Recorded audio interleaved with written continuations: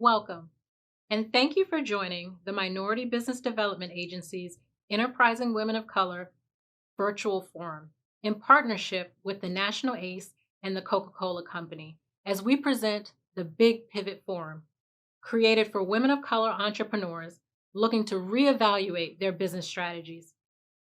For those unfamiliar with the Enterprising Women of Color initiative and its programming, we customize and curate content to promote the development and growth of women of color MBEs. We provide access to increased opportunity for partnership development, and we build strong business coalitions for women of color. And now we are happy to announce we are welcoming 5 new Enterprising Women of Color business centers that you will have the opportunity to meet later on today. Our virtual forum, timely themed The Big Pivot, aims to bring together a community of women entrepreneurs and resource providers to share ideas and perspectives on developing strategies to not only survive this current business environment impacted by COVID-19, but to boldly move forward stronger. Today, we have the absolute pleasure to hear from one of the pioneers in the tech industry, Katarina Fleck, co-founder of Flickr.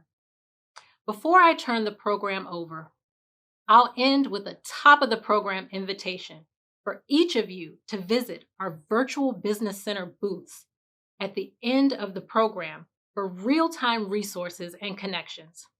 Again, thank you so much for joining. I would now like to introduce to all of you Therese Thompson, Vice President and Global Supplier Diversity for the Coca-Cola Company.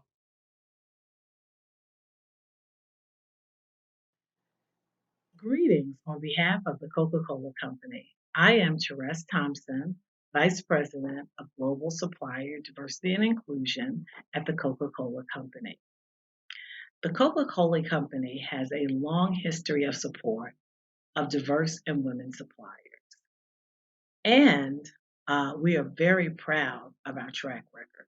A few years back, we decided to focus on women of color, not at the expense of other minority and diverse entrepreneurs, but to shore up this group. Women of color entrepreneurs are the fastest growing sector of entrepreneurs, and unfortunately hit the glass ceiling a lot quicker and a lot harder than other diverse entrepreneurs. Thus, our focus on women of color and our partnership with the Minority Business Development Agency, MBDA, and their Ewoc series, Enterprising Women of Color. This is a webinar that's a part of that series. If you've been coming to some of those series, you know that each is better. The next is always better than the one before. And please expect that of this one. And we've actually MBDA has added some additional technology to ensure your experience is flawless. So anyway, I want to thank those who've been before. And I also want to say that stay tuned. The MBDA, the Coca-Cola Company, and the other organizations that are part of this will continue to put on programming that I'm sure will be beneficial to you. So be inspired, be empowered, and be encouraged by what you hear today. And finally, again, I just want to thank you for coming and bring greetings on behalf of my employer, the Coca-Cola Company.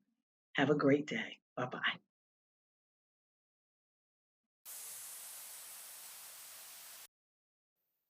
And now I would like to introduce Tina Way Smith, Executive Director of the White House Initiative on Asian Americans and Pacific Islanders. Thank you, Jazida, for your leadership of the Enterprising Women of Color Initiative, as well as National Director David Byrd of MBDA. Thank you to Coca-Cola Company and National ACE Chillington for hosting this terrific program this afternoon in support of women entrepreneurs. Providing resources, opportunities, mentorship, and inspiration during these challenging times is much needed. I'm sorry we cannot meet in person, but I am so pleased to join you virtually for the Big Pivot. I am encouraged that our business community continues to make progress through economic recovery. We've seen reassuring changes in the financial markets and real GDP projections and in the workforce. These are important indicators that we are holding to a standard, steady pattern of economic recovery. 3 weeks ago, it was reported that 661,000 workers returned to work last month across multiple sectors, with the highest gains in hospitality, retail, professional business services, transportation, and warehousing industries. In total, 11.4 million Americans have gone back to work over the last 5 months. As we sustain this progress, the Trump administration is continuing to deploy resources that address the impacts of COVID-19 on minority businesses. Under the President's CARES Act, the Paycheck Protection Program provides more than $525 billion to more than 5 million companies with fewer than 500 employees. I'm hopeful that we will see additional relief soon as the administration continues to work with Congress on another stimulus package. Here at the White House Initiative on Asian Americans and Pacific Islanders, we have been hosting a virtual series on the future of business with presentations from the Department of Transportation, Department of Commerce, MBDA, Office of Space Commerce, Small Business Administration. Next week, we will also be joined by U.S. Patent and Trademark Office on expanding the ecosystem of innovators, and also the U.S. Department of Labor on resources to help your business succeed and workers stay safe through this pandemic. These sessions are all recorded so you can view our past events, and I do hope you can join us for our upcoming sessions. Along with Secretary of Commerce Wilbur Ross, Secretary of Transportation Elaine Elchel, and the 14 commissioners of the President's Advisory Commission on Asian Americans and Pacific Islanders, we recently hosted a virtual celebration of Filipino American History Month and convened the third quarterly meeting of the commission as they continue to work on their recommendation to the President through the co-chairs on how the federal government can better support the economic advancement of Asian Americans, Pacific Islanders, and all minorities. VLP looks forward to continuing to support these efforts, and I hope you will follow us as we make progress. Next, it is my honor to introduce to you the National Director of the Minority Business Development Agency, Mr. David Byrd.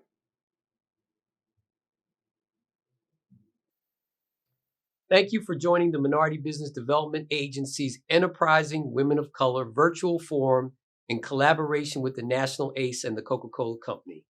Today, we are excited to hear from some amazing leaders in business and industry, all here to help you own your big pivot.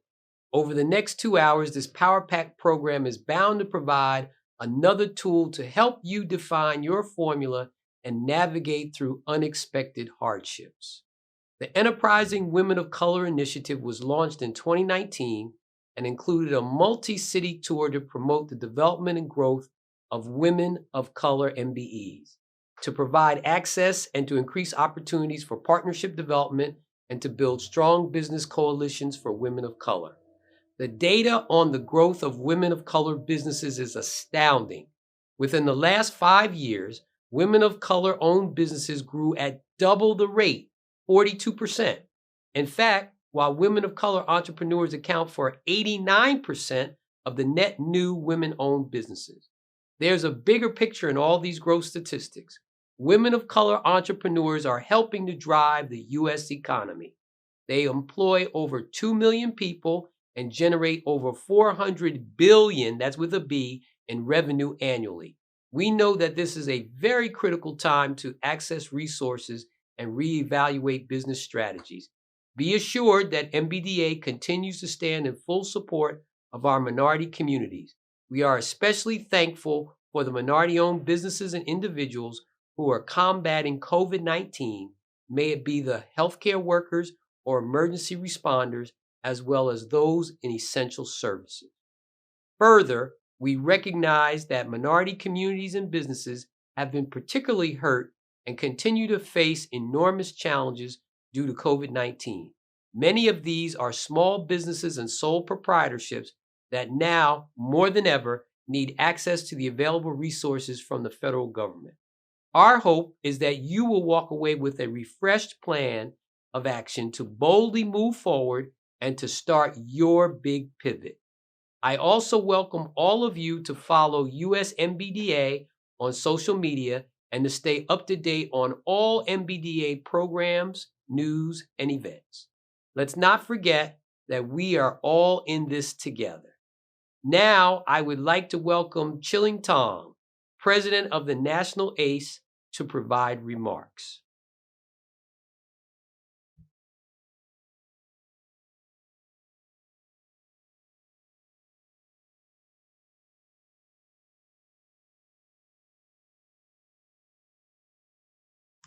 David, thank you for your kind introduction.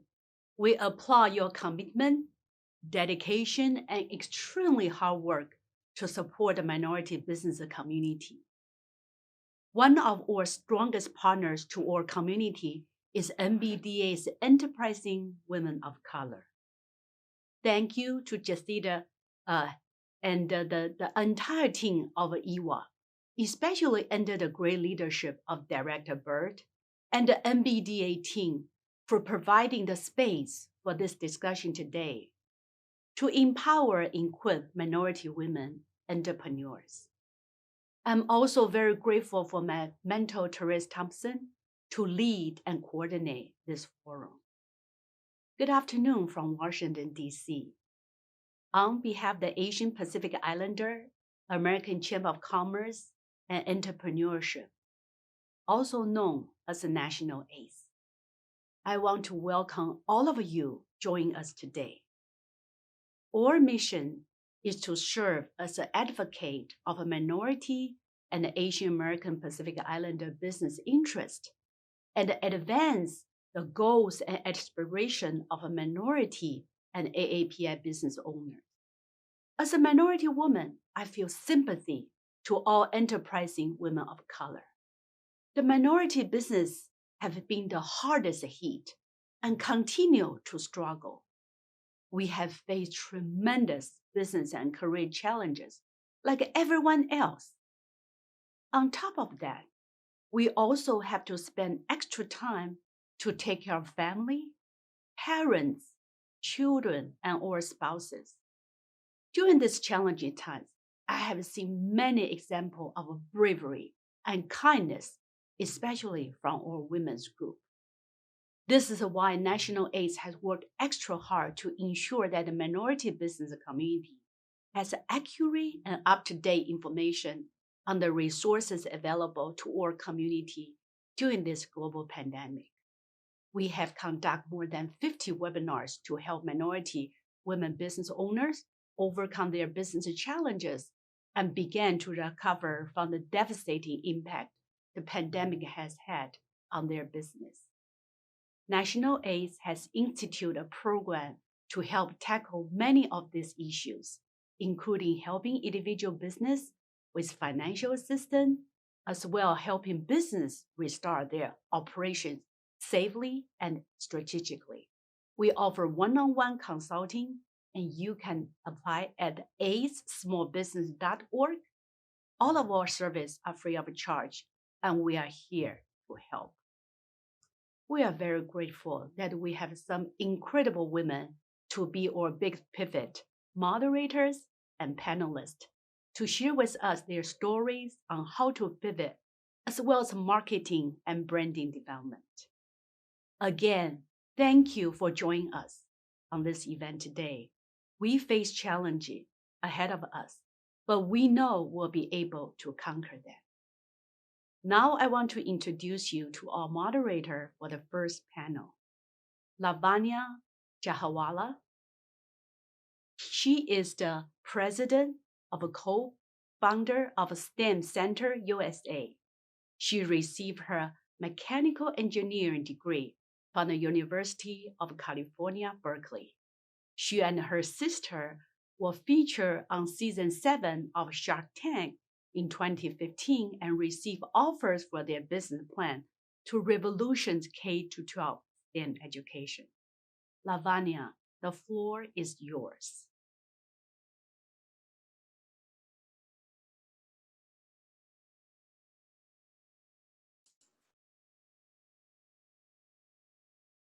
Hello, everyone. I hope you all can hear me. I'm going to go ahead and get this panel started. My name is Lavanya. I'll be one of the moderators today for this amazing panel full of truly powerful, diverse women. We have presidents and CEOs with backgrounds in entrepreneurship, technology, and finance that span companies from digital transformation to creativity leadership to information technology. We know we only have about 30 minutes for this panel, so we're going to do our best to convey our company pivots, short and long-term goals during the pandemic, and techniques that we have worked with as the world has shifted to this online platform. So please feel free to type questions into the chat. We'll do our best to get to them. And to get started, if we could have each of our panelists do a quick introduction of yourselves, starting with Avis and then going to Grace after. Hi, everyone. It's Avis Yates Rivers. I'm the founder and CEO of Technology Concepts Group International. We are a procurement and supply chain consultancy that helps large buying organizations, be they corporate or government, to actually optimize their way of spending money. And so our second division is our Technology Solutions division that came to us as a result of an acquisition 2 years ago. And we also now provide cutting edge technology in areas of hardware, software, and services, cloud, and cybersecurity. I'm delighted to be with you all today. Hi, I'm Grace Lee. I'm the CEO and president of Ashford Connects LLC, leading workforce solutions company and leadership development. Prior to July 1st, I was the CFO and co-founder of Logic Solutions, a digital transformation company. We have 6 offices around the world and with over 200 people. We develop customer web-based applications for customers. During the pandemic, I decided to do a big pivot and start my own company. Thank you. And next we have Monica and then Sherry. Well, hello, everyone. Super excited to be here. My name is Monica King. I'm the founder and CEO of Innovators Box. We are a creative leadership firm where we help rethink culture, leadership, and team development in the workplace with creativity. And so COVID-19 has indeed been a time where we've had to iterate. We'll share a little bit more in a bit, but really excited to be here. Hello, everyone. Nice to meet you all. My name is Sherry Huang, and I'm the president and co-founder of Pyramid Systems. 25 years ago, my husband and I started Pyramid Systems as an outlet to better support our clients.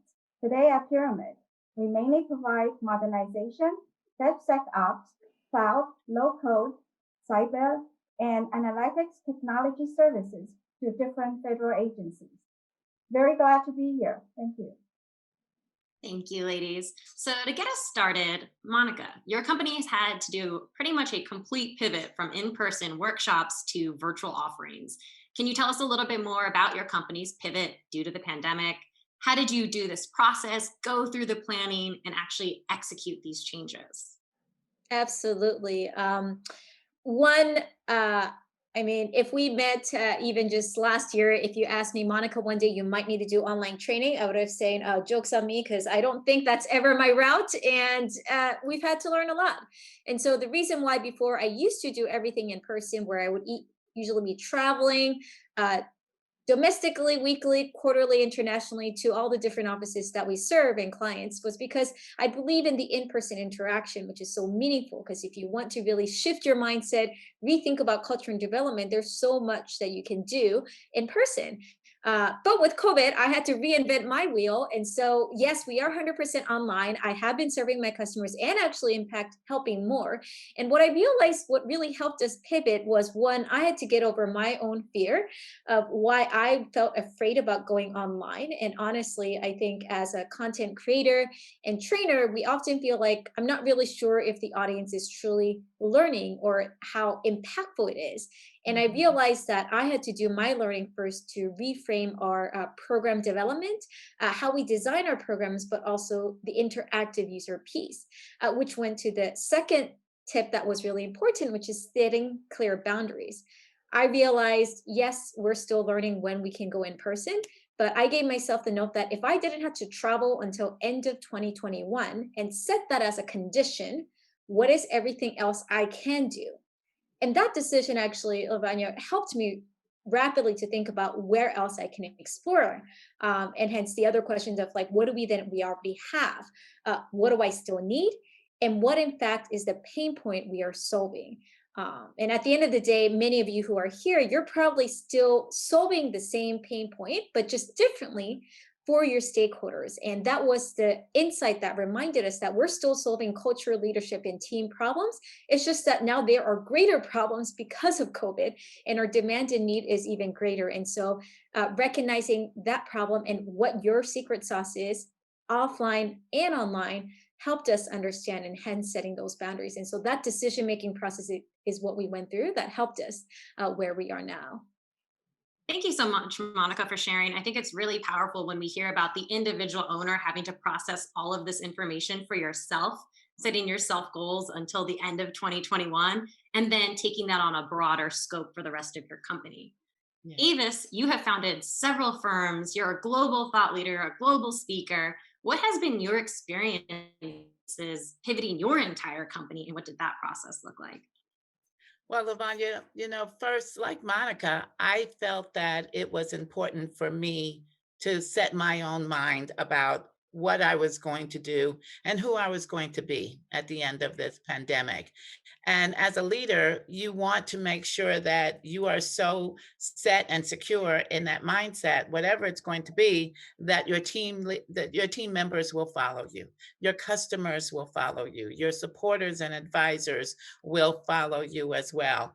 And so I thought, okay, maybe this is my entree into beach bumming it the way I've been wanting to do for many, many years. And I thought the business was going to slow down. It's going to come to a halt. Maybe, this is my time, my season. I've done a lot. I'm a 35-year tech entrepreneur. I have no regrets. And if I want to retire, I could. So I thought this was that opening. And then things started happening. And I think they started happening because I developed my new mindset. I decided that we were going to experience explosive growth in my mind. And so then I had to start preparing us to receive that explosive growth. And fast forward, what has happened is we have never had so many at-bats. We have never had so many opportunities to respond to requirements, to needs, to ideas, to speaking engagements. I am glued to this screen, this Zoom meeting screen, all day, every day. So it's almost as if, be careful what you wish for, ask for, think about. But I decided rather to take the other route, we were going to adopt a growth mindset. And so then I began to position us for explosive growth, which meant everybody is sitting still right now. Let's implement and let's implement our transformative journey, right? We're always talking to customers about digital transformation. Well, we embarked on our digital transformation journey in April. We went live in August with our new cloud-based ERP system.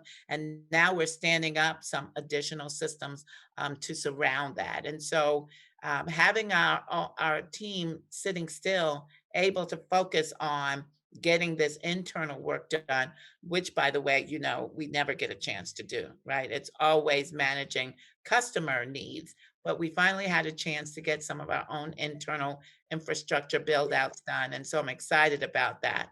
As far as business is concerned, I recognize that with so many people becoming remote workers and not being attached to their secure corporate networks, it was going to require more cloud security.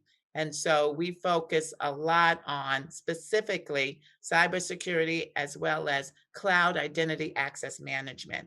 And companies were more than open and willing to listen to those conversations and understand their vulnerabilities and ask for the help on those things. So we've done a couple of things. We refocused what we do, but we also positioned ourselves for explosive growth, and we are growing as a result. And that's one thing that I've personally realized and learned from my own journey over the last 6-7 months. When it first started with this pandemic, people weren't too sure what was going to happen and what should be the new focus. But at the same time, being virtual and at home and everyone else in the world also being virtual, has opened up so many more doors, and Yes. more people are interested in the different products of a range of companies and solutions. And so that explosive mindset and that explosive business opportunity is definitely here. So with that being said, I think that's a great transition. Sherry, you also work in a range of technology services, management, IT, as well as working with US government departments. What have you seen are solutions that are now higher in demand by your clients during this pandemic? Yeah, starting this pandemic, a lot of my clients still have a lot of legacy systems and then manual processes. So when this pandemic started, for one of our clients is housing and urban development, they're processing a lot of FHA loans, and then they have the lenders have to submit the paper case binders to the agencies. But when the pandemic hit, everybody is working from home. No one is in the office building receiving the packages. So the packages is sitting in the receiving dock, and no one processes. And then that impacts a lot of borrowers that are trying to buy their first home, kind of like in no-way zones to get the approval. So the customer kind of reaching out to us and then providing us the opportunity to provide technical solutions. And then we developed a digital electronic document delivery module, and then get it done in 9 days. So, and we put it into production. After the 10th day, the case binders was able to submit it through these electronic form, and the lenders can freely to get the document submitted, and then HUD employee will be able to review and process it. And so it won't impact a lot of the loan FHA loans being approved. And so far, within 6 months, we have 80,000 case binders being approved and processed. So this is a very incredible situations for us be able to provide the solutions in a secure way, and then get the general public be able to move on to their life, and then be able to get the help they need. So, yeah. Absolutely. Thank you, Sherry. When I think about being online, one is, of course, we are all staring in front of our screens all the time, like Avis said. And I don't know about you all, I have invested in some blue screen glasses because I feel like I'm always staring at a screen. But when I do think about being online, I feel like there's two parts of it. One is, how can we keep our company's presence online? How can we increase that presence? But also, how can we take the content that we used to deliver in person or in a different format and ensure that quality of content delivery is even stronger now that it's been online? Grace, you've been working with international clients for years. Previous to the pandemic, you've been in tech for 25 years, and you just also pivoted and started your new company. Do you have any techniques that you can share about interacting virtually with your clients here, overseas, that you can share with us? Of course, the internet and social media, that's one of the biggest tool. Because our company has 6 offices internationally, and our clients is all over the globals. So we have been doing a lot of portals and remote working styles. So actually, it was easier for us to transform when the pandemic hit. So we have, besides probably, the Zoom, the websites, whatever, the social applications, we have other tools. We have a bug tracking tool. We have the CRM tool, and we have, testing procedures to make sure that the communication is there. So I think the most important things is during this time is the process and communication. I think this pandemic probably really exposed a lot of companies, the process, the strength and weakness. And this is a good time, we go back and review and to improve the process. Also the communications. I think a lot of times when we talk about there are people have different management styles. They can come over and tell you, looking over, and they can see your work. And from people working at home, people who are probably more micromanagement has learned to trust employees. And that's the same as the clients. You cannot go to their office and do the presentations. So that's a lot of things we have to learn and how to balance during this time. Absolutely. Thank you, Grace. Now, the pandemic has started. It's been going for months and it will continue. And that's one of the most important, I think, learning processes that I had to understand for my company was when I first thought about this back in March, I was creating a plan for maybe the next quarter. Then it became creating a plan for 2020. Then it became a plan for creating 2020, 2021, and longer. So Monica, for example, can you give us some examples of how you've seen your business models transition from the short and the long term? What are models that you think are going to stay in place even when the pandemic is over? Great question. And something that I hope all of our entrepreneurs here who is tuning in thinking about and rethinking. A couple things. One, I think every time we notice a moment of, I'm not sure how to do this, or I'm a little scared to make this decision, I'm not sure how this plan looks, or as well as I said, like I'm going to manifest all these amazing things. I want you to keep in mind the eye of curiosity, which is every single time you're noticing these things, these are exactly the questions that your customers might be asking, your communities are asking, and your family members are probably asking, which means we are all in the same boat, raising these questions and wanting to know. So as problem solvers out here, the opportunity is how do you then lead that with change and grace and understanding, knowing that you might still be figuring things out, of course, along the way, but what is the North Star that you are aiming towards?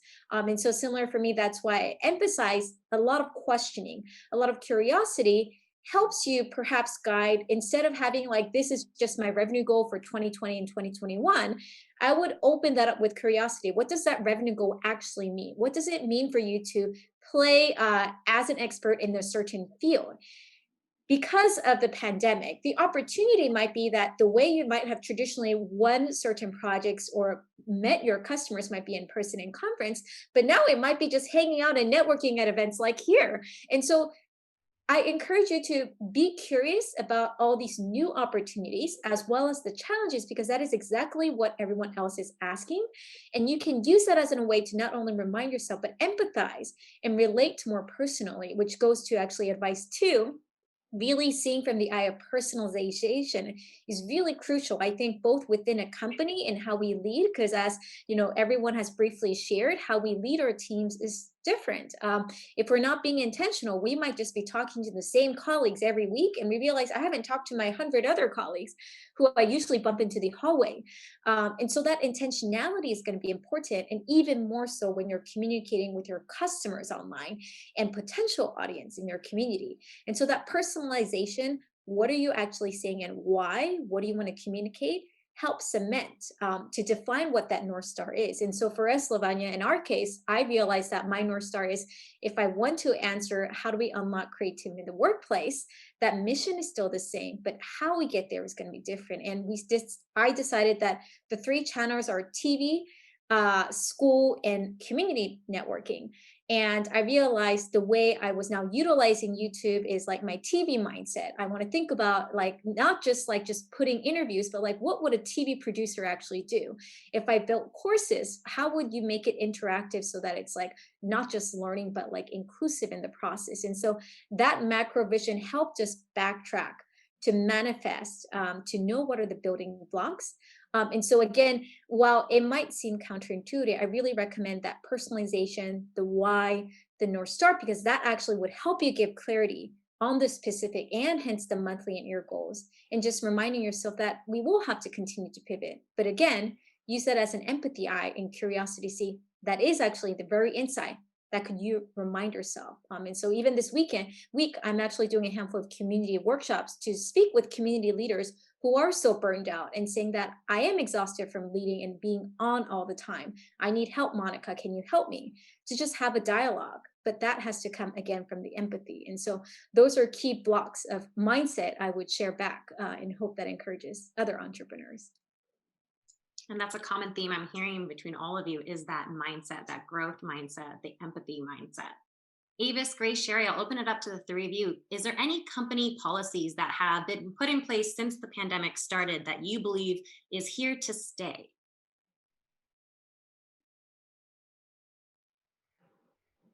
Unmute yourself, Avis. And I know that, right? I believe that the policy of staying safe is paramount for all of us. Whether or not employees come back to the workplace or not, we want to make sure that we remain safe. So there are only a few people back in the workplace. Everyone else has gotten accustomed to working from home, and that's perfectly fine. I work from home from a different state, from hundreds of miles away. Don't know when I'll get back to the office, but staying safe, whether you're in the office or outside of the office and working from home. And so that is paramount. That is one of the policies that will not change for me. I think the other things being on the tech industries, because the talents requirements, and also because the people are more would like to have flexible working hours. I think working from home has been a trend in the past few years. I think the pandemic just kind of accelerate the technology adoption, the process. And I think in the last week, I think Microsoft say that they are providing the options for the employees to work permanently from home. So I think other companies are follow through. So I think we're going to see more that trend. It's going to be going on maybe even beyond the IT industries and in other sectors. Yeah, and then for my company, we have not been implemented the remote or telework policy, but due to the pandemic, we start opening up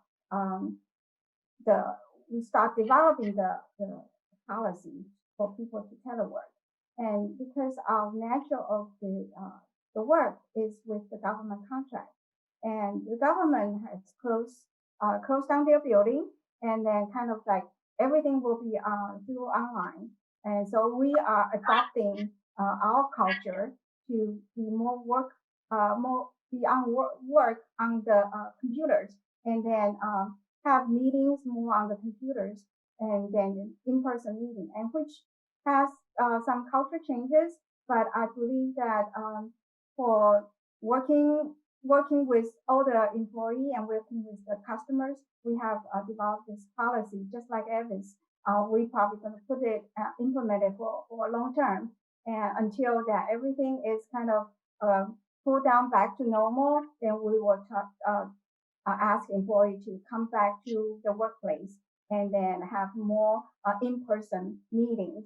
But we will start slowly, because health and safety is the most important for everyone. Yes. And I'd like to circle back, Avis, to something that you mentioned earlier, especially as we all see this transition and long-term effect of working online, is security. And we have a range of business owners, small businesses, medium-sized businesses that are looking at security in a new way for the first time. Mm-hmm. Do you have any suggestions or any tips that you can give our viewers about what security looks like for the different styles of business out there? Oh, absolutely. And thank you for asking, because I think it's critical that we as business owners protect our customers, our data, our employee data.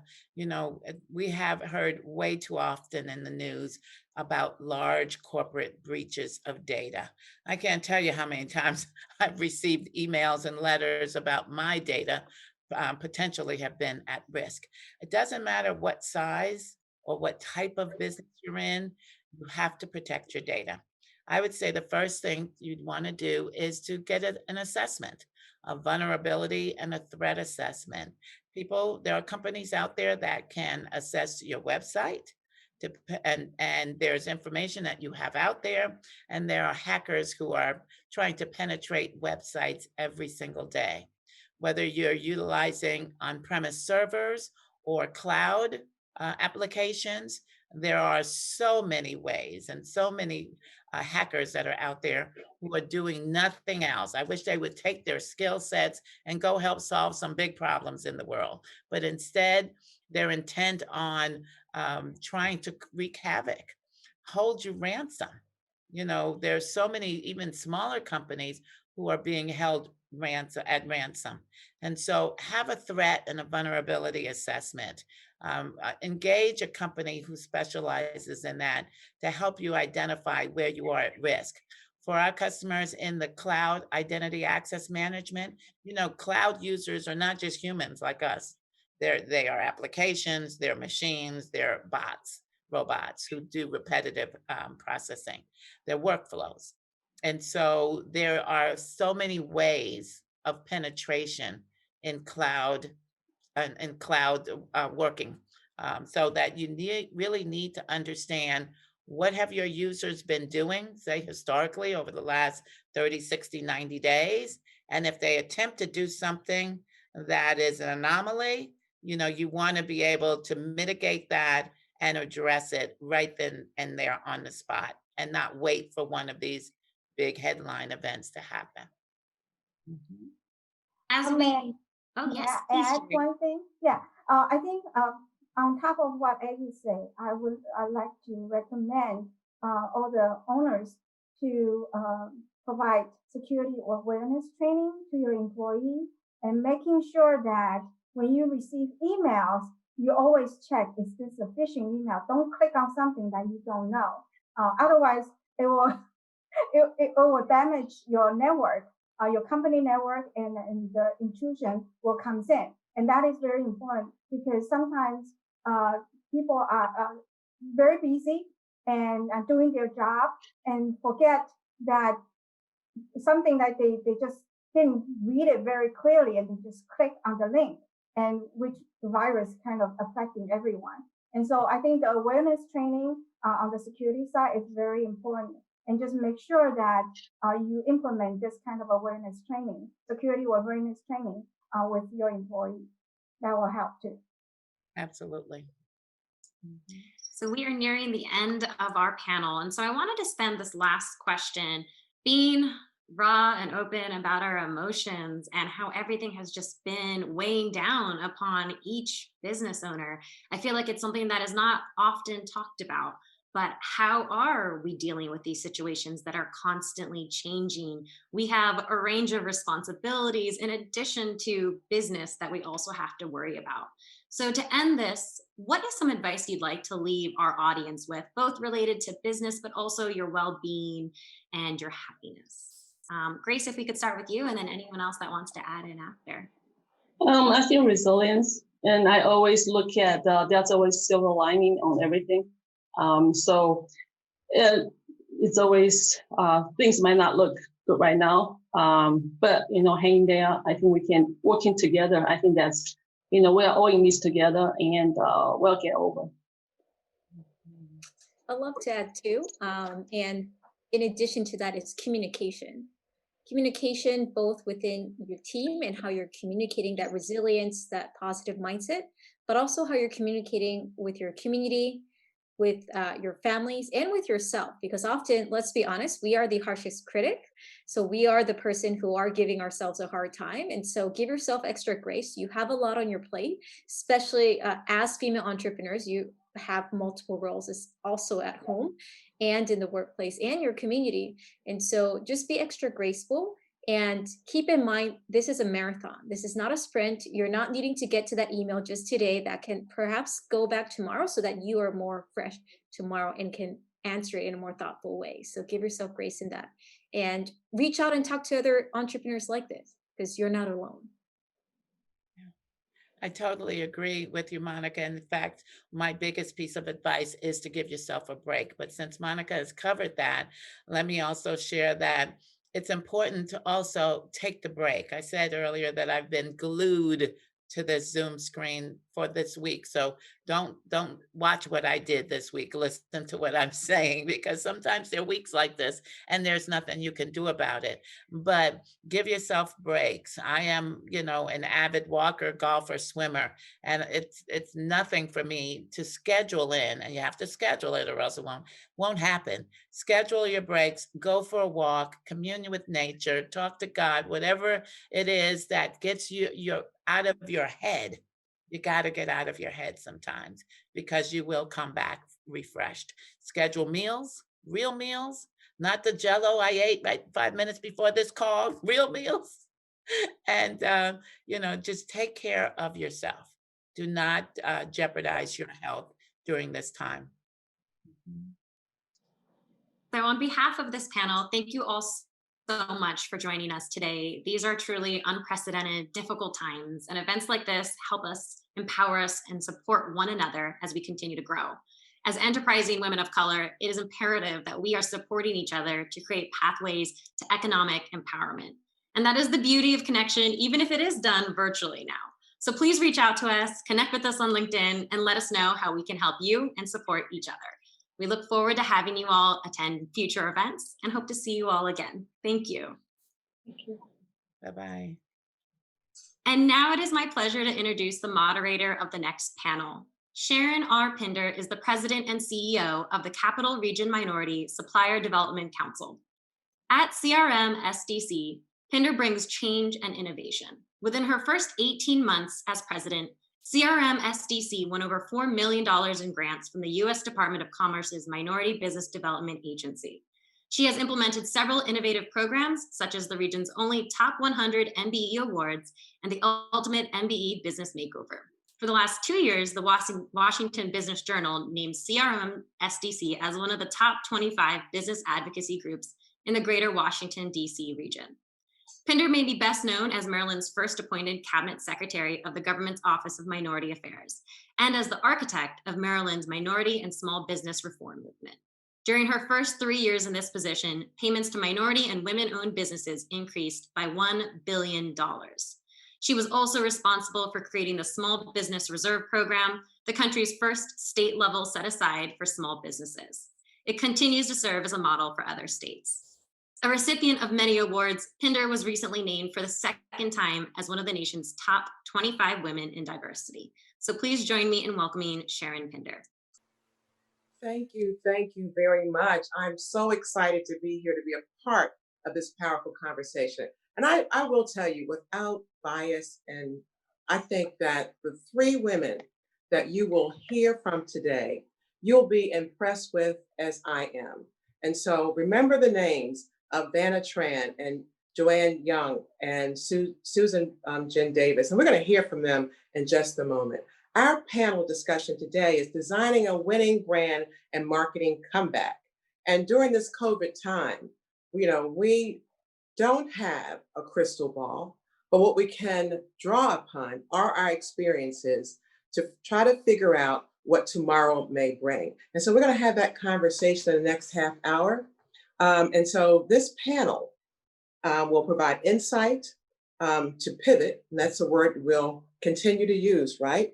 And grow and move smaller minority businesses to a digital, more sustainable model.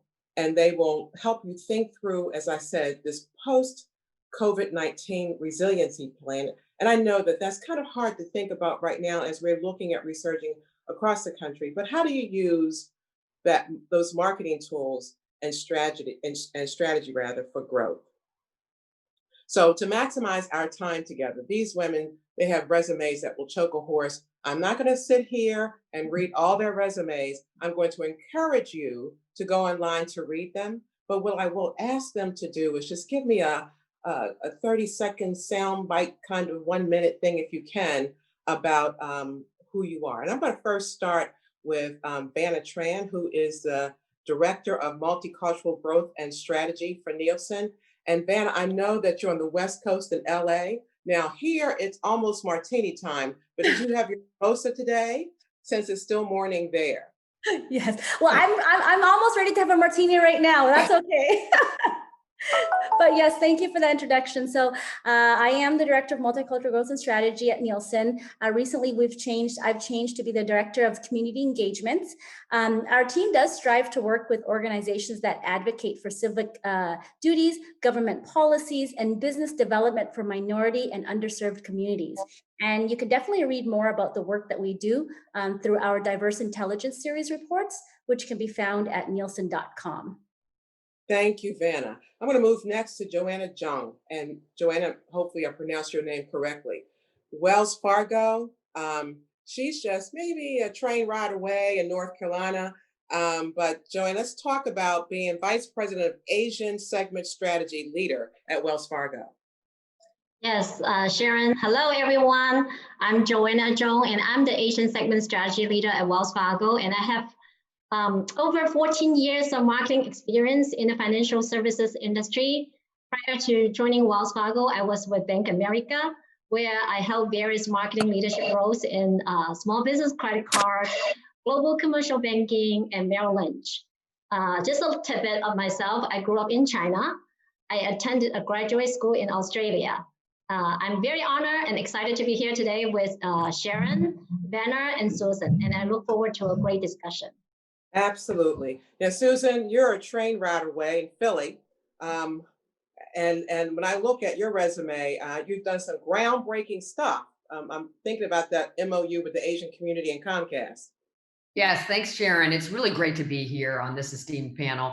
I am the Chief Sustainability Officer of Comcast NBC Universal. And in that job, I'm responsible for leading the ways in which we can be environmentally responsible at Comcast NBC Universal in everything that we do, in terms of how we run our businesses, to what products and services and experiences we provide, and most importantly, perhaps, what we can do in the community and how we can contribute to the world's mission around climate change.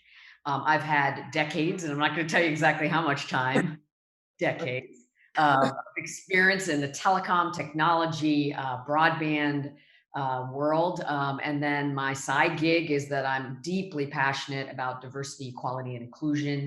And I have done so many amazing things in that area that have enriched me more than perhaps it's enriched anyone else, because it's really important work that we work towards bringing people together and connecting people and creating community, and begin to solve some of the world's biggest problems. So I'm excited to talk today, and thank you for inviting me. Absolutely. And Susan, I am in agreement. I always express myself in decades, because I was told a long time ago, a woman who will tell her age will tell anything.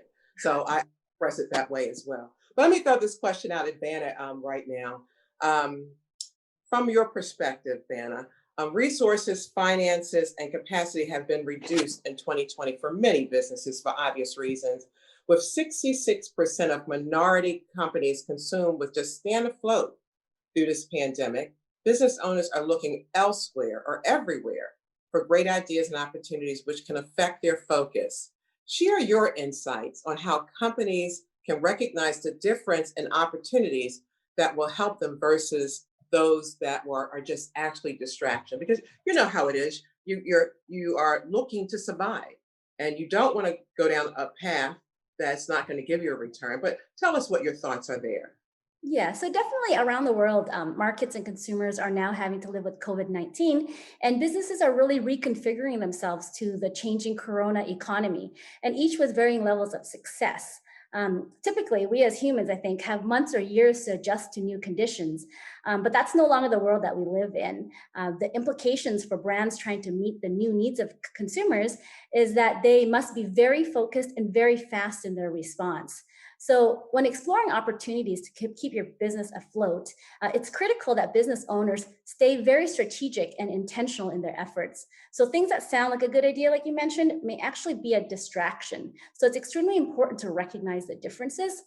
So three things I think about but keep in mind, these 3 points are most likely things that you have always had to think about even before the pandemic, but now you need to layer on the lenses of our corona economy and explore options which you may have never entertained before. So really identify firstly, who's your core consumer base, the ones who are your bread and butter. Secondly, are your products or services positioned to continue to serve your customer base in this new environment? I mean, are you remaining relevant to your customers? And thirdly, do your research to understand what is the most efficient and effective way to reach this customer base. So I'll touch on the first point. With future socioeconomic consequences weighing much heavier on spending decisions, the impact across consumer groups is not equal. Do you know who your core consumer customer base is? Are they what we call at Nielsen the constrained spenders, those whose incomes have been negatively impacted by COVID-19? The thing is, these consumers will spend to survive compared with insulated spenders. Insulated consumers adjust situationally, even though their incomes remain unchanged by the pandemic. So as a business, you will need to consider the implications of your consumers' changed needs and behaviors and reconfigure your strategies for the future. For example, many stores offer dedicated hours to the senior customer base. This may sound like an opportunity, but if your core customers are not elderly, you may not want to explore this option because now you have to factor in additional resources to service that time block while potentially taking away valuable shopping hours from those who are rushing to get things done before their workday starts. Or perhaps you are a business that offers extracurricular classes to students. So instead of hosting same age classes, can you offer mixed aged and varying levels of experience in one session to accommodate families with multiple kids of different ages? And this can apply to anything from swimming to online virtual dance lessons. It may make more sense than forcing parents to continue with pre-corona setup, especially if your core clients are larger families with multiple kids. So then this leads me to my second point. Are your products or services, my second point, which is your products and services, is it positioned to continue serving your customer base in light of our new norm? And most importantly, are you remaining relevant to your consumers? So initially at the onset of the pandemic, sales of hand sanitizer, food staples, and cleaning products, they skyrocketed in steps with the news conferences and reports related to the spreading virus. But over time, the correlation has faded and consumers have, in many cases, stopped responding to the news cycle with their wallets. This, however, hasn't meant that consumers have pulled back on purchasing goods. So don't let the noise of what is on the news distract you into offering things that are outside of your core strength. So as many of us probably remember, many businesses started offering things like free face masks and hand sanitizers if you spend X amount. It may be better to spend your limited financial resources on offering things that truly matter to your customers. Like if you're a restaurant, maybe budget those limited dollars for things such as packaging, so you can bottle your signature sauce, the one that customers order a second helping of, right? Or if you're a nail salon, can you offer DIY nail kits for your customers? Because consumers. I was going to say, Vanna, I wanted to segue from that. That's a very, very, very good point. I want to segue from that point and bring in Joanne at this time. I'm sorry, was there another? No. I can talk about this for hours. So yes, for sure. What you said was very, very important in terms of people kind of looking at their business. And so Joanna, what I wanted to ask you is that many businesses of all sizes, if you're in business, you're looking at making decisions rooted in financial commitments, company statements, and or employee programs around COVID. It's just a natural thing. Social injustice and equity. That's just going to be natural. These actions can be considered for some a moment and for others a movement, and marketing for many. How can companies integrate these events into their marketing mix? And what are some of the pitfalls companies need to be mindful of so they can minimize their risk of missing the mark and creating backlash? That's quite a big question here, Sharon. So glad to talk about that. So the impact of COVID-19 and recent social events have definitely ignited a shift in many things that we do. The manner in which brands and organizations are communicating with their customers becomes more critical than ever. There are a few things I think that we need to keep in mind as we think about how to integrate this into our marketing mix. First is the acceleration of the digital revolution. While we know that the digital revolution was already fast growing in the pre-COVID era, according to a study, it will grow 10 times post-COVID. So what that means for companies is that they must learn to pivot and accelerate with these channels and offerings. They have to find creative ways to stand out and build customer loyalty. Research also shows that close to 80% of people are more likely to buy from a brand that they feel connected to on social media than they are a competitor. Second, I think that companies also need to be a resource for their customers. So building customer relationships is all about delivering value and building trust with your customers. Offer resources through online technology, social media that can help them in their business and personal lives. Educate and communicate them is very important. If you can provide helpful, informative, and sometimes even like entertaining content, people will want to connect with you. One example I wanted to give is that Wells Fargo recently launched the Wells Fargo Small Business Resource Center online to provide valuable resources, including articles, tips, and general information to help our small business owners through this crisis. There are many, many fundamental and timely resources on the hub, and it's one of many ways that we seek to serve small businesses with resources that can be short or long-term solutions for them. And the third point I wanted to make is that authenticity is very crucial during a time of uncertainty. So consumers' expectations around brand values and actions have been shifting. Multiple studies have also shown that consumers expect companies to take a stand on equity, social justice, the environment, sustainability, and other many social issues. So it's no longer an option, but more a business imperative. So I believe that successful campaigns are ones that really reflect and are natural extensions of the brand's core values and employees.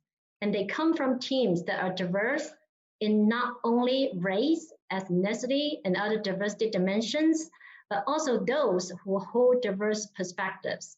So when companies really take a stand against the racial injustice, they should do so in a way that is authentic to the companies as well as their customers and communities.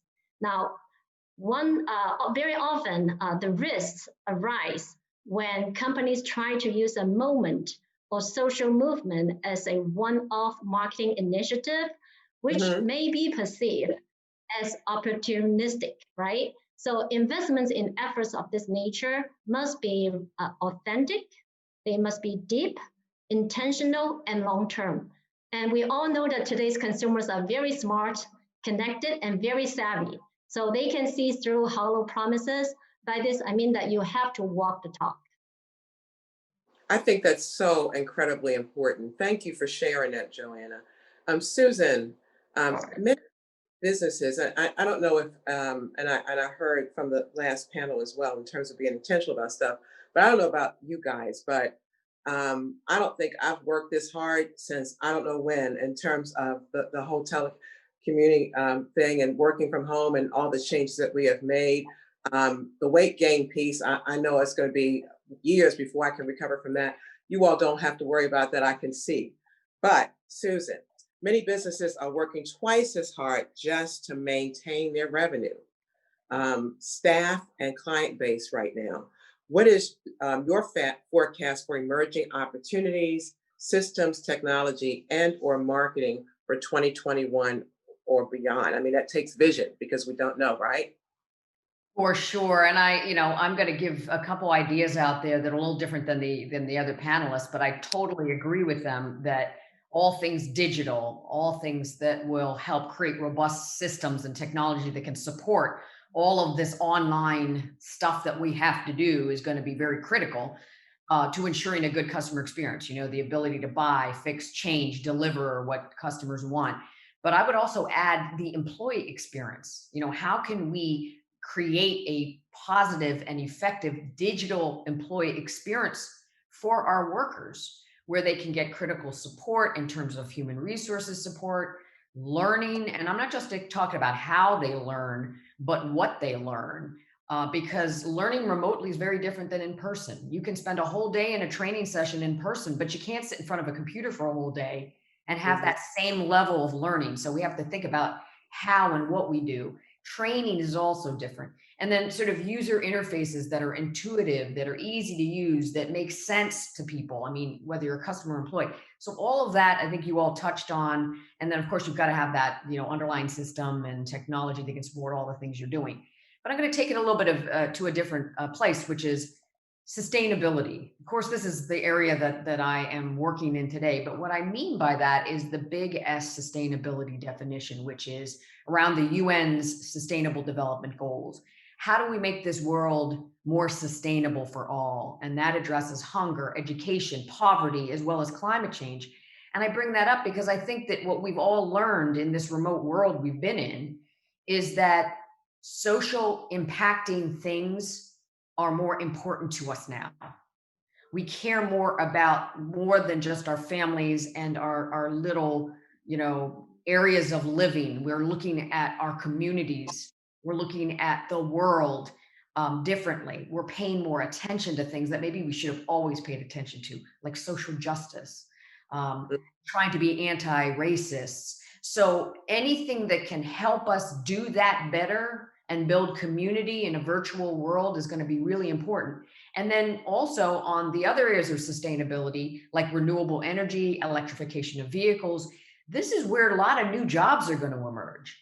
How can we create more green energy that will create less pollution and less impact to the world, to the environment that we live in, that will also allow new jobs to emerge, allow new skills, a lot of more activity around getting people jobs, getting people back to jobs.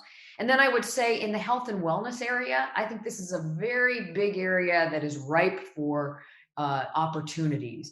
We are seeing an increased need for people to get health and wellness services. Mental health issues are on the rise.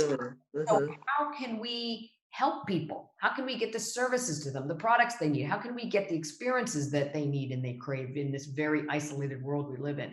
And so those are some of the ideas around new areas that are emerging that I think really give us an opportunity to do more.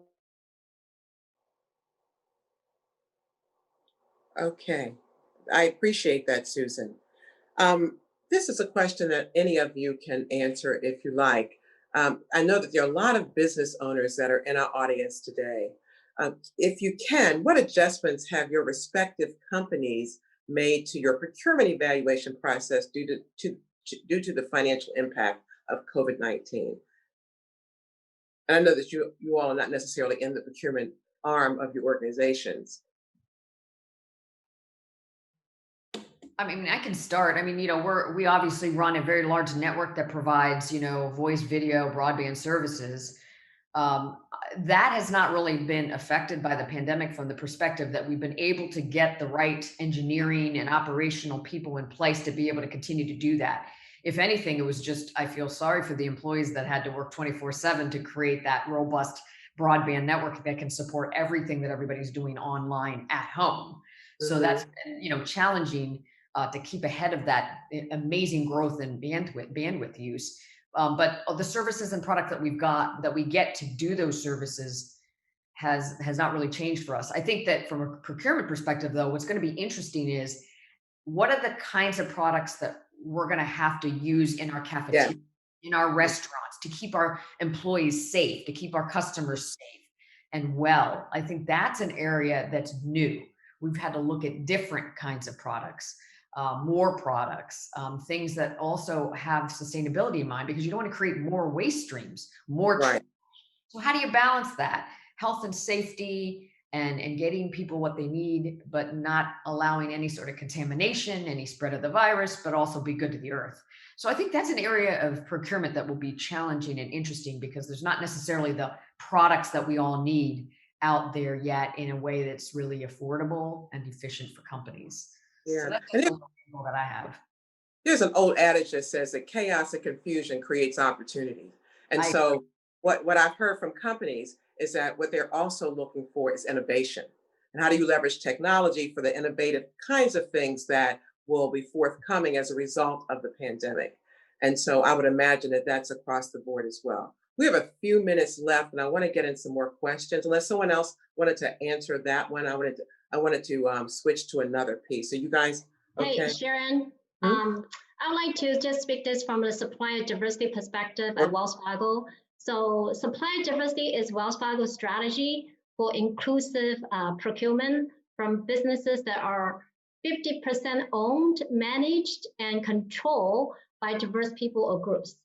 And the supply diversity team works to include minority, women, veteran, LGBTQ, disabled, and small businesses in procurement opportunities.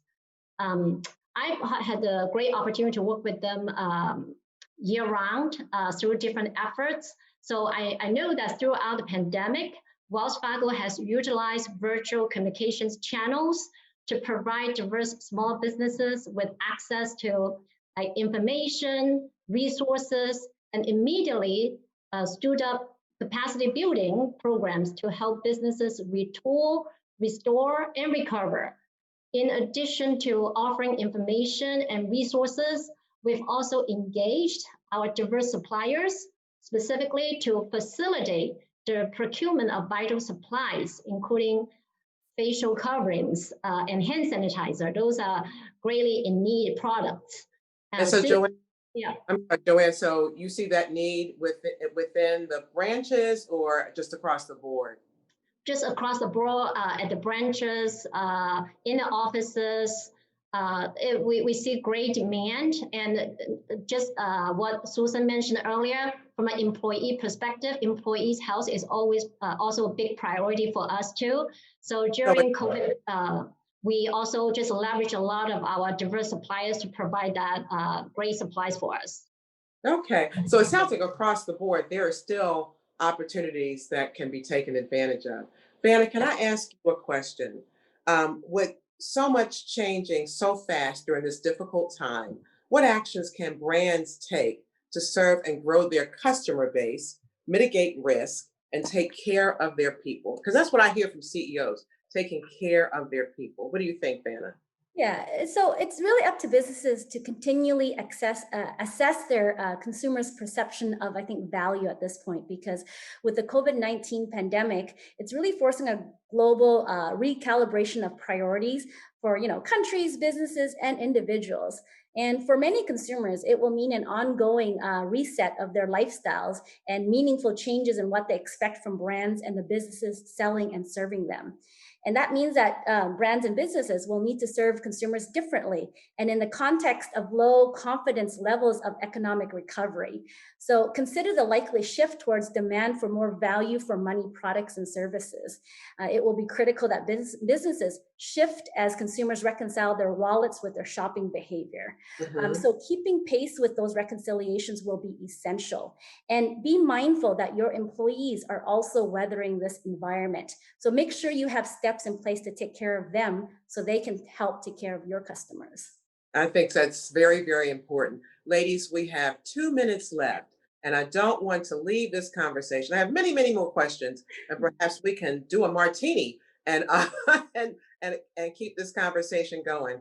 But as we wrap up in our last 2 minutes, can you give me some takeaways that you want people to take from this conversation? Can I start with you, Susan? Sure.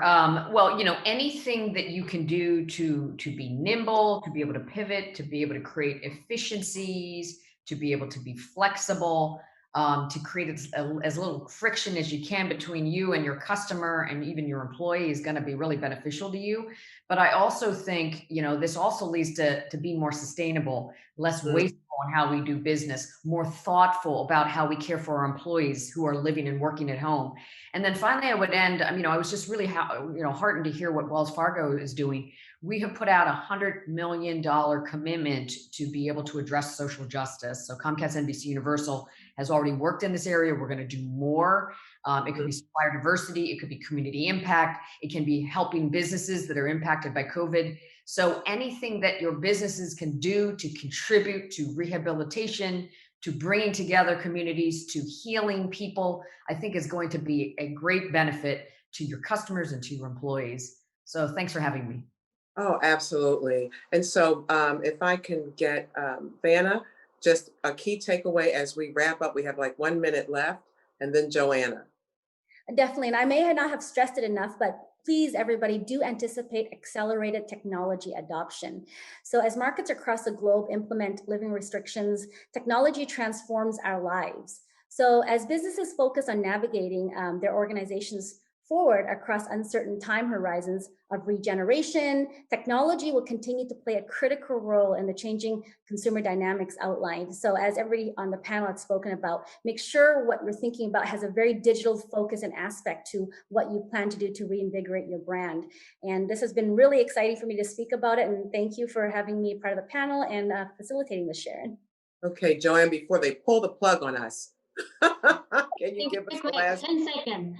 So the one thing I would say is that while much remains unknown about the months ahead, I think that ability to pivot and stay agile is more important than ever to ensure that companies are well positioned to navigate ongoing disruptions. And one day when we look back at this time, we will have the benefit of hindsight. So thank you so much. Words of wisdom from some wise young women. We thank you for this opportunity, and I've enjoyed this conversation. Thank you. Thanks very much. Thank you so much. Thank you all. Thank you so much, Sharon. That was an absolutely wonderful panel. And now I have the great honor to welcome Katarina Fake. She's an investor at Yes VC, a pre-seed and seed stage venture capital fund, and is the host of the #1 tech podcast, Should This Exist? Addressing the question of our time, how is technology impacting our humanity? Previously, she worked at the Founder Collective and as a founding partner, served as chairman of Etsy and was the co-founder of Flickr.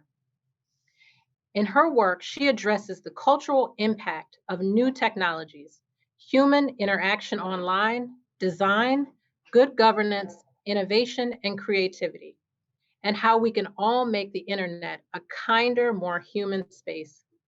Ms. Fake has received honorary doctorates from the Rhode Island School of Design and the New School. Time magazine named her one of the most influential people in the world, and she was given the Silicon Valley Visionary Award of 2018. Wow. Help me welcome Ms. Katarina Fake. Hi, Katarina. Thank you so much. Jadita, thank you so much. What a bio. Thanks for having me. Did I miss anything? You got it all. You got it all and more. Well, good. Well, good. Listen, we are so happy to have you here today. I would venture to say the high point of our forum today is this conversation with you. And before I get into the deep stuff, let's just start with a check-in. How have you been doing? How have you been keeping yourself healthy? How have you been keeping your heart and your family healthy over the last? I know. It's crazy times. It's crazy times for everybody. And I think a lot of stress, a lot of stress around work, a lot of stress around family, a lot of stress around health. Kids being at home, I think is a huge part of everybody's life. And, I'm a mom and, we've got kids homeschooled and, we have homeschooled our kids, but we've got 2 more that are home from, traditional school that they've been working from home too. So it's a handful for everybody. And so a lot of it's juggling, a lot of it's, kind of taking mental health days sometimes, going for a lot of walks, getting out of the house, I think is a big part of it. So, I'm just kind of doing like a lot of people are doing, staying safe, wearing my mask and trying to be limited with my social interactions, which hurts. Yeah. Right. It hurts. Like here we are, like we should all be in person and meeting each other, but here we are. So yeah, it's so tough. It's so tough. Yeah. And then on the flip side, how has it affected your work, your business? Well, it's interesting. We ended up doing a lot more volunteer work, just because there's a lot of kind of health crises and stuff like that. And that's always been part of what we've done. We kind of volunteered and did a lot of testing in our town and, all these kinds of things. And helping out at the school, helping out with these kinds of things. So it really, we've kind of divided ourselves. Things are a bit slower actually than usual, and so we've had more time to contribute to others, and there's a lot of help needed out there too. For Yeah, sure, that's good. for That's sure. very good. So Yeah, let's just dive right in. You've yeah. led so many businesses and founded organizations and businesses. Where does this entrepreneurial drive come? Where does it come from?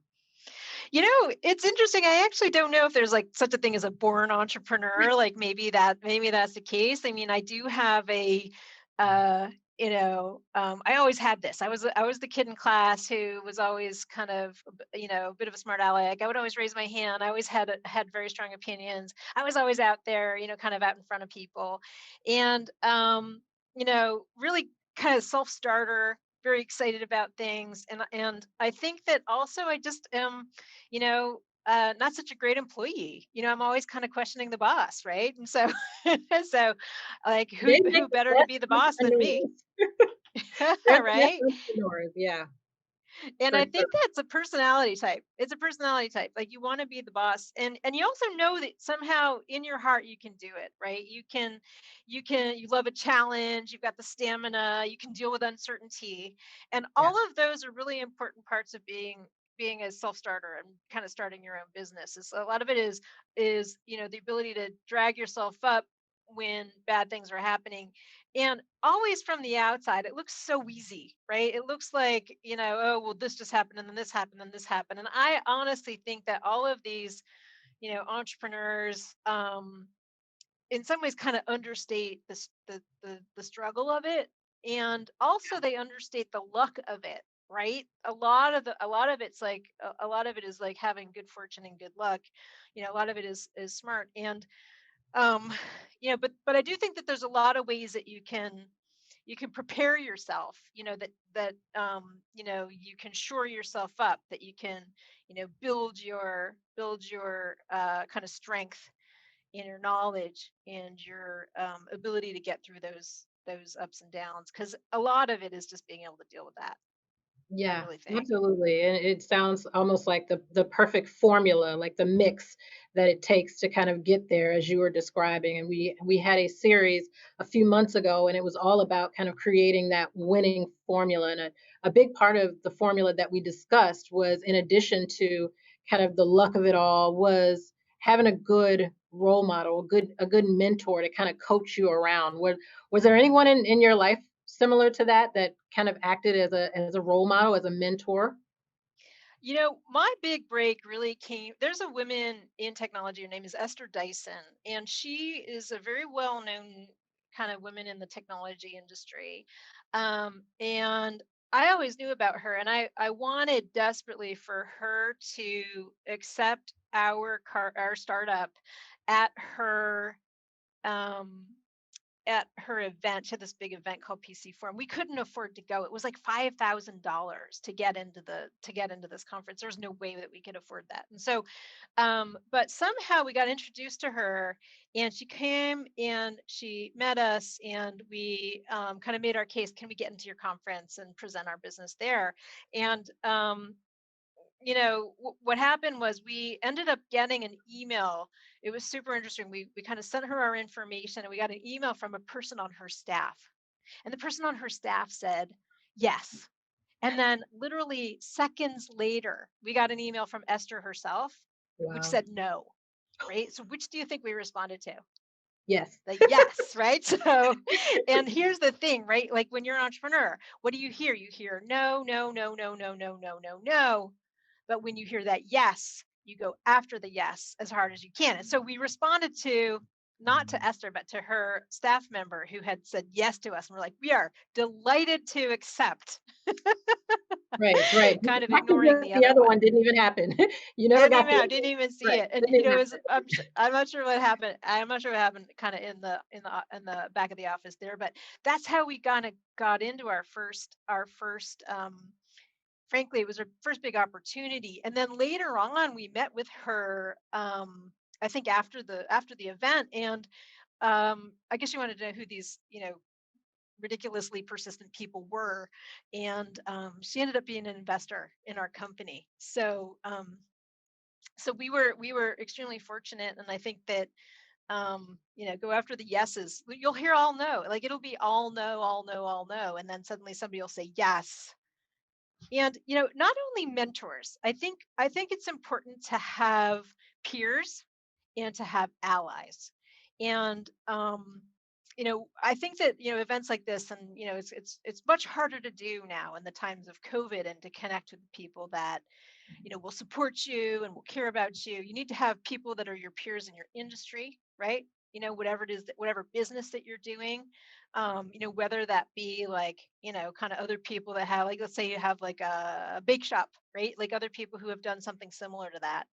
Yeah. And, you also need to have the people that are supporting you that are not in your business, that are outside of your business. And you have to think about, who are those people? There's that beautiful thing. I'm from originally was born in Pittsburgh, and that's beautiful thing that, like, Mr. Rogers said, he's from Pittsburgh. Mr. Rogers says, like, who are those people that like loved you into being? He says, which I always loved. Who are those people that loved you into being? Those people that believe in you and have always believed in you and have given you the confidence that you can do this. And figure out who those people are. It doesn't matter if you haven't talked to them for a really long time. Put a picture of them like next to your desk. Yeah. If it's your sister, it's your teacher, it's somebody that you haven't seen for a really long time. Make sure that you have that, because there's going to be a lot of ups and downs, and so you need that kind of support outside of the work that you do. And make sure that you do that, because that'll keep you together more than anything, I think. Absolutely, especially when you're getting those no's, having those people that are looking at you. If you have that picture, or if you have that FaceTime with them, it's that thing that gives you that rebound. So that's great. That's a Yeah, great point. yeah, you So need that. yeah, so kind of talking about those business challenges, and your in beginning your career, what were some of those challenges that you were up against? Well, I mean, I do think it's so, you know, being a woman in business, just in general, I think can be Yeah. really tough. And you definitely find that. I was in my industry in particular is actually full of men, kind of famously, and it can be tough to be on your own. I do think that it was much harder in the beginning. I think it's gotten much better over time. And right now, there's all kinds of organizations and groups, and that you can join. And I think that if you don't know anybody, doing what you're doing, just go to them. But don't be, try to make challenge yourself, introduce yourself, around, and kind of meet those people, because and sometimes it takes a while. You have to go to repeatedly to a lot of events and stuff to meet the people that you want to meet, and the people that can really truly be your friends and allies. But you need a lot of support in that. There was a lot of discrimination and actually widespread harassment at one of the very first places that I worked.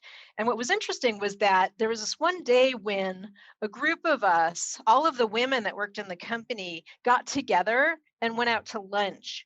And the stories that the other women were telling each other about their challenges, the difficulties, the discrimination, the harassment that they were actually going through was frankly unbelievable. And I mean, this was a big struggle for us. I mean, I was there with one of my colleagues. Um, she was one of the very few women that was in the engineering department, and she and I actually confronted the staff about the kind of the things that were going on within the company. That was a really tough time, but I don't think we would have gotten through it without each other as allies if we hadn't gone out and had that lunch. We hadn't kind of exchanged our stories. And then after that, we had this network, and we could support each other, and everybody else had felt so alone before in kind of all of their struggles and the things that they didn't really know that everybody else was kind of going through. And so we were able to kind of team up and support each other. And I think that's just a huge part of being, women or minority business kind of person. I think that a big part of that is actually having that support network. Yeah, yeah, and I would agree, not being in the tech industry, but I can imagine even now knowing of some of the struggles in the tech industry for women and minorities, thinking back to and not trying to age you or but it wasn't last year, so just thinking No, back, no. none of these systems and alliances were in place. So, you were almost like a pioneer in Well, order this to was make the late something happen. 90s. Yeah. Yeah, like it was really, there was not I mean, honestly, there was not a lot of support for, women in the tech industry at all. And there's a lot of industries that are out there that still doesn't exist, still doesn't exist. And, honestly, it is a very, like it's a very collaborative industry in many ways, and you're connected with a lot of people online. But if you work in like food services industry, or you work in manufacturing or something like that, I think that you can end up being very isolated. So you really need Yeah. to seek your people. Yeah. Yeah, that's great advice. So, and even more advice, if you could provide some advice for women of color, for minority women, on how to leverage their strengths and compete in their various industries, be it tech, be it service industries. What Yeah. advice would you give? Well, I really think you are your brand, right? And your difference is your strength. And the thing that is different about you, it often seems like it's the disadvantage because it's not what you see all around you a lot of the time. It's not the people that you have to deal with. You have to make yourself really uncomfortable and go into places where you're the only one, right? You're the only one. And you have to sometimes even go into places where you're not really wanted, and you have to be able to kind of like push yourself in there. And I think that this is a tough thing, right? This is a really tough thing. And you have to like strengthen yourself and like get, kind Yeah. of go into those places, right? And then, but if you stand, right, and you stand in who you are and you be who you are, we talked a little bit about branding, right? Like you are your brand. You are who you are. Mhm. And if you speak in your own voice, you stand up for what you believe, and you kind of like just keep bringing it back in, keep bringing it back in, that you'll get pushed back, bring it back in, be who you are. And so I wrote about I wrote about this. Actually, there was an article that I wrote, I think it's still up online somewhere, um, about I called it the Abraham, being the Abraham. This is from the Bible. How in the Bible it says, you know, um, Abraham begat, and then there's like 10 pages of like begats, and then he begat that and begat, and that goes on forever. I really do think that the founder of the company is the Abraham of the company and dictates whatever she is like, whatever her personality is. And a lot of the reason that you see, for example, in like tech industry, there's like men, is because that's who the company was started by. And part of the reason that I'm, kind of founding my own company is because all of the people that I hired, they look like me, they're Mhm. female. There's a lot of women at my companies. And I think that is part of um, one of the best reasons actually to start your own company and to kind of be your own employer, because you are the Abraham, right? You are the company starts to resemble you and what you stand for and what you're like. And that's an incredible thing, because you can find yourself in, all these the jobs that you've been in, and you feel like you don't belong, you don't fit in somehow. Right. And if you're an entrepreneur, you are the person who actually is deciding what the culture is like, and who works there. I mean, it's a really strong reason to be your own boss. Right. No, you're exactly right. And you mentioned the point of branding. And I think during COVID-19, it's kind of been either you're doing really, really great at branding because you've kind of mastered that space of virtual and online, or it's the opposite, and you're kind of struggling at catching up in that marketing and branding space. And being Yeah. in the technology space, what I want to just talk briefly on marketing and branding in this kind of shift, in this pivot, because again, so many people are kind of lagging in how to catch up with the marketing and branding in the tech, in the virtual space. Yeah. I mean, we do have um a lot of reliance these days, and especially during COVID, on being online. having a social media presence, having a blog, you know, kind of, you know, updating it frequently, speaking on those channels, all of that kind of thing. You can't be everywhere. There's some people who are like, they're all about Instagram. There's some people that are all about LinkedIn. I think LinkedIn is an excellent one for business. I actually have a big presence on LinkedIn. And all of that, I think reinforces who you are. You can tell your own story. If you have your own platform, you are, you know, maybe have a kind of a, like maybe you do cake decorating and you have like a very beautiful kind of Instagram feed. Maybe that's your medium.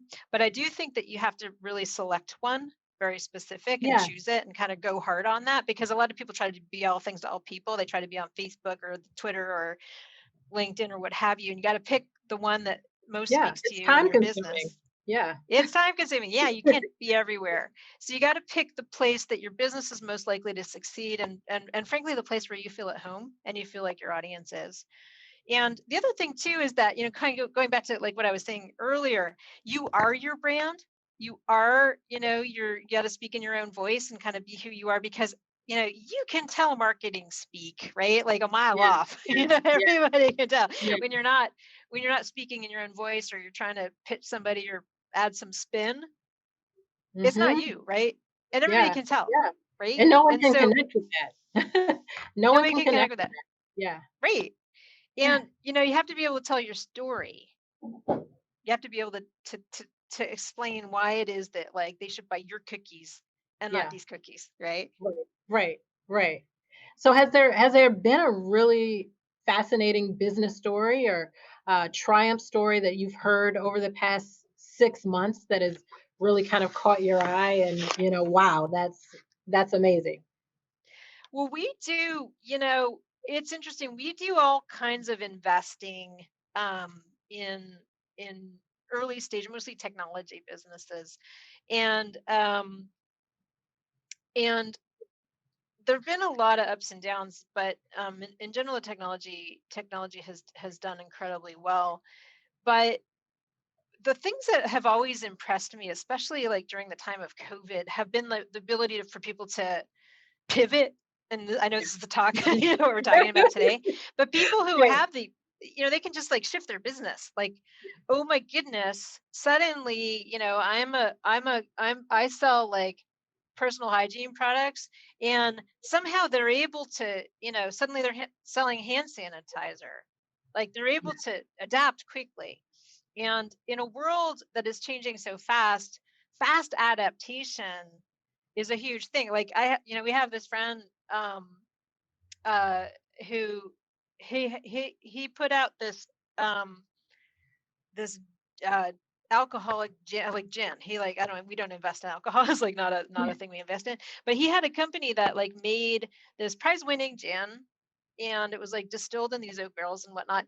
And then suddenly, next thing we knew, COVID turned around, and it turned out that his business had kind of collapsed because all of the restaurants weren't actually buying anymore.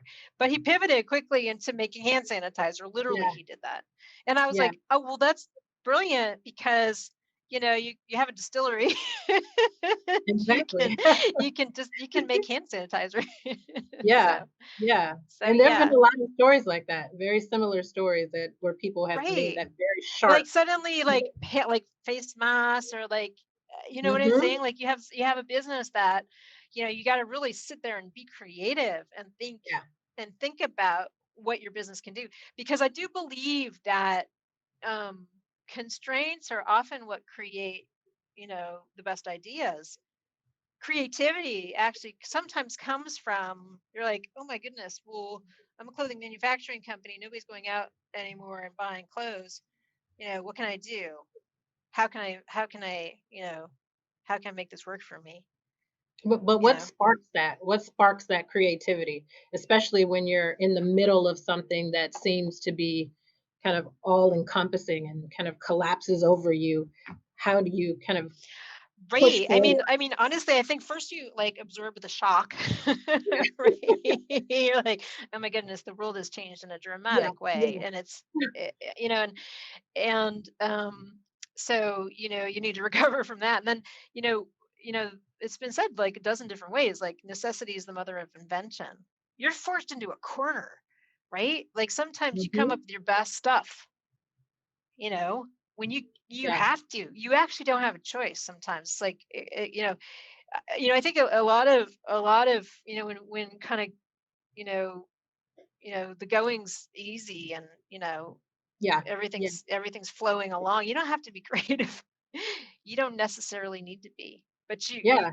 Yeah. sometimes you find yourself in a really, like, you're struggling, Comfortable. Yeah. frankly. Yeah. Yeah. And And then suddenly you're like, boom, I know what to yeah, do. you hit that breakthrough, right? Right. Exactly. Yeah.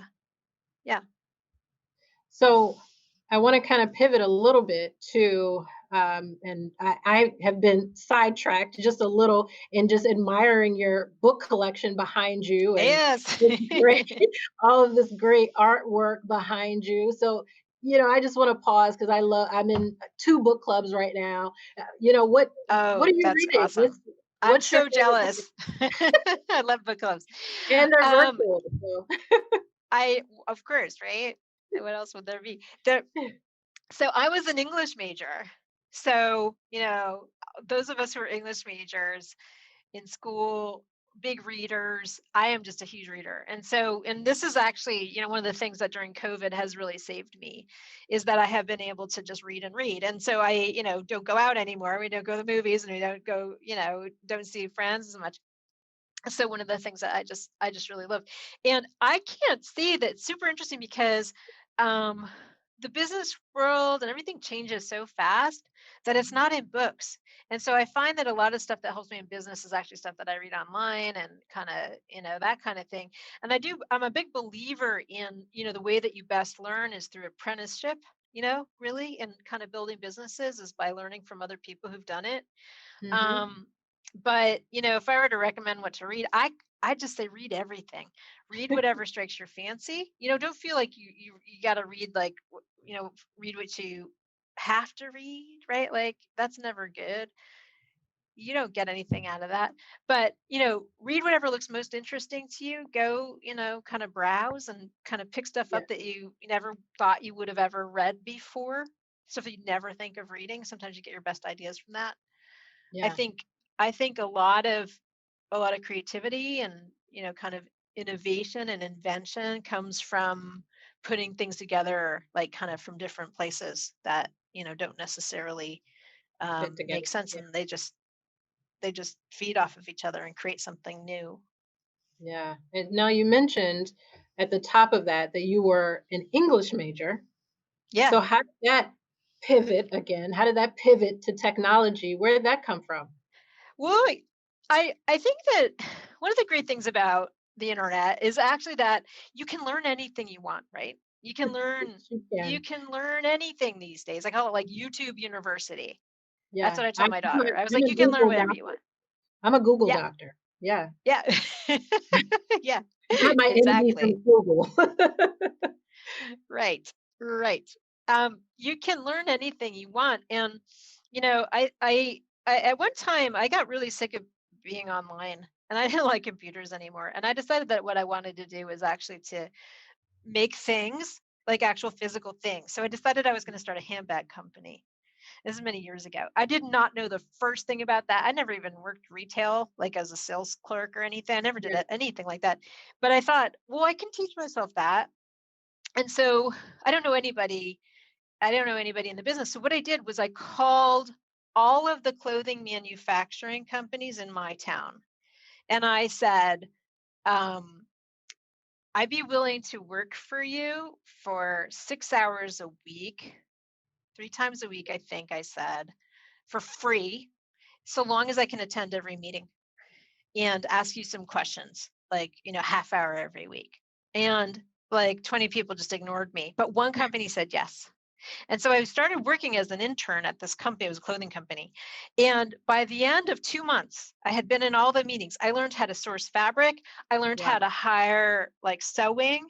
I learned how to sell to like Bloomingdale's. Like I attended a sales meeting, trying to pitch to the department stores.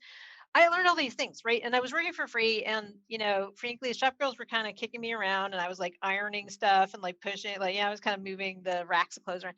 And but I learned in 2 months of just kind of like sitting quietly and taking notes in the meetings, and then like having the opportunity to ask questions every now and then about how to do it, of how that business was run.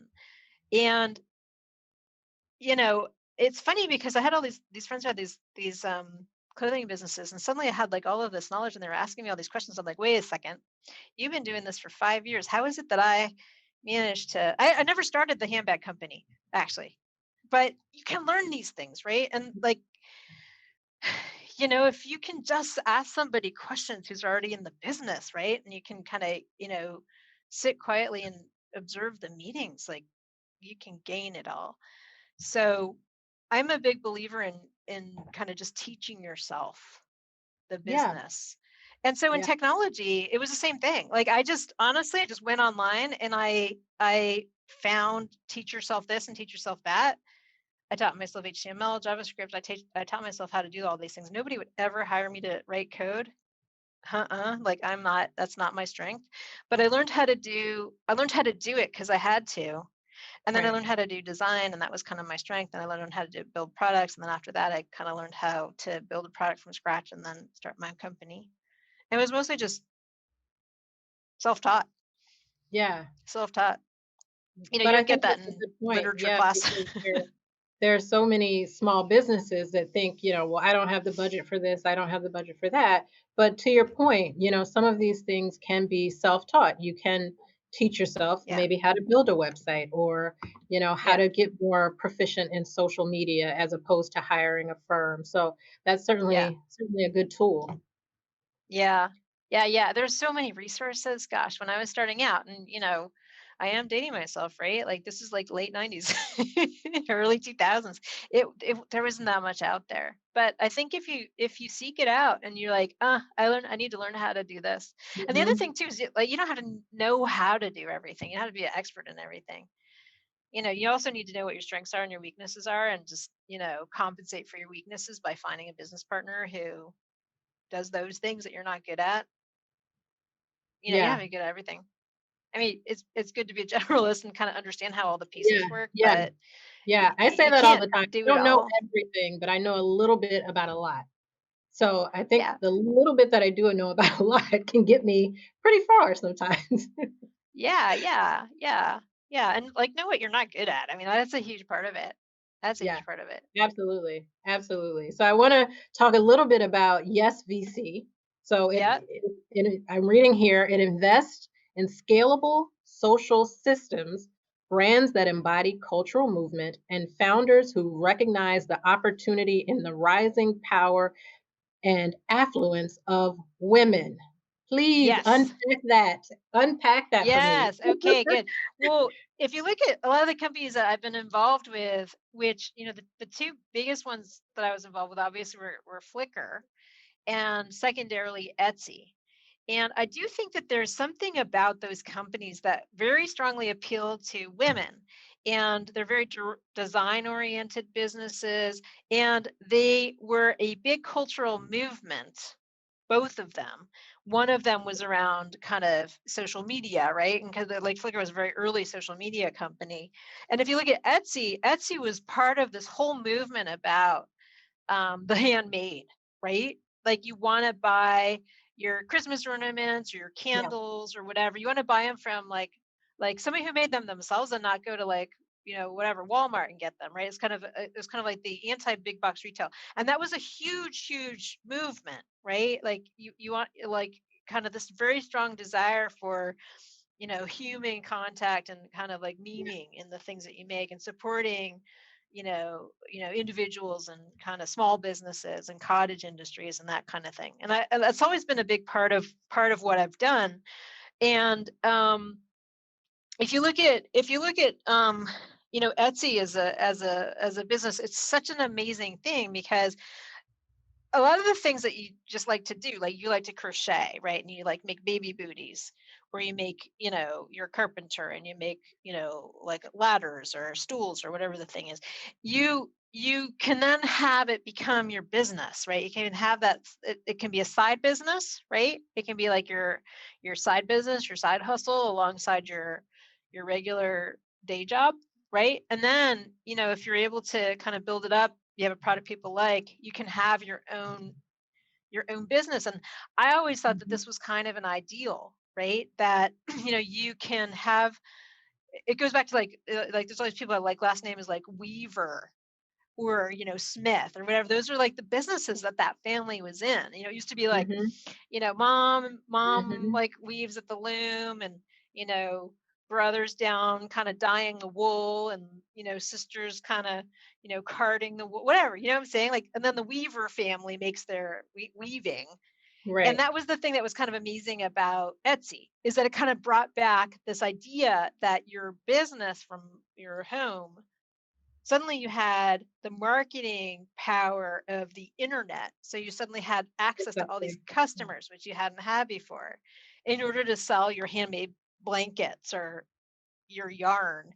And I just thought that this was such a magical, kind of amazing idea, that you could kind of be your own boss, be Yeah. master of your own destiny, and build your own businesses. So it was just like a platform for all these businesses.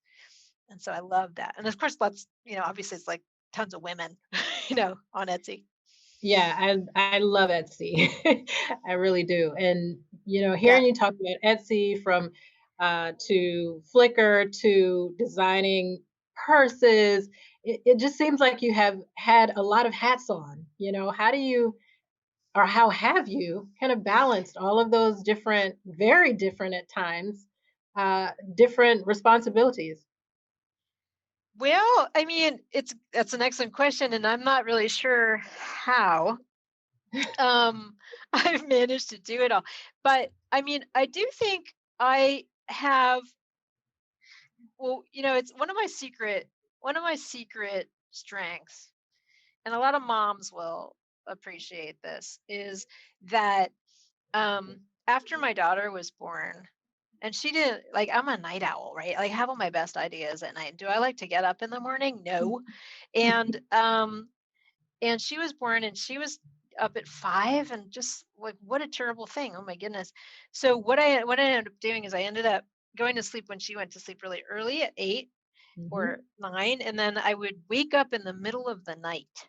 And this happens to a lot of moms too, and like whatever, especially new moms. And then Me. from 2 to, yep, 2 to 2 to 3, just wake up in the middle of the night. Like, what am I going to do now? Yeah. And I struggled against that for a long time. And I thought to myself, oh my goodness, like, I need to sleep. I have work to do tomorrow, right? Like, I got to sleep, like, how you fight with yourself.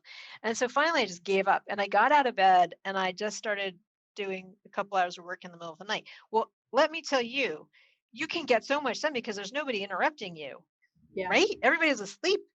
There's no email. If you don't turn on your computer, you don't like Yeah. see any of that noise and stuff that's going on in the world. So you can get a lot done. And so one of my secret kind of productivity things is this weird, in the middle of the night, the hour of the wolf, they call it, is that you're awake in the middle of the night and you can get so much done. So yeah, secretly, that's when I do everything. So Yeah, I'm right there with you. I'm one of those 2 o'clock in the morning, my little light shining. yeah, I just feel like go with it and don't fight it, because like I fought it for a long time. Like, I gotta get to sleep. I gotta get to sleep. But then finally I Yeah. was just like, okay, well, this is an opportunity. And that was actually, before there was, the Industrial Revolution. That's how everybody slept, it turns out. They slept in two Mm. shifts. You can read Huh. about it in like Victorian novels and stuff. They talk about that. Wow. Literally, they Oh, talk about wow. like being two sleeps. So everybody did that once upon a time. So Oh, totally wow. normal Interesting. Yeah, once. I'm gonna have to research that because sometimes I think that I'm not normal for doing it, but now that I can have a point of Yeah. reference to say, "Yeah, read that Victorian novel," I'm doing what I'm supposed to be doing. It's funny too, because I also got really good at, if you can master being able to do things in little like 15-minute spots, you know, Yeah.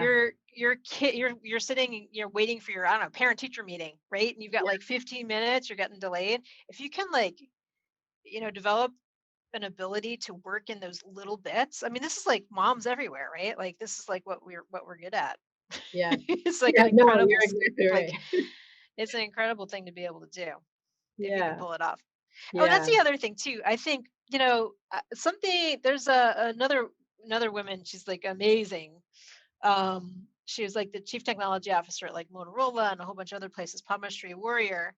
And I remember I was talking to her once about, there's always this conversations, and I hate it, about work-life balance. And there is no balance, right? Let's all agree that there isn't any balance like that. Agree.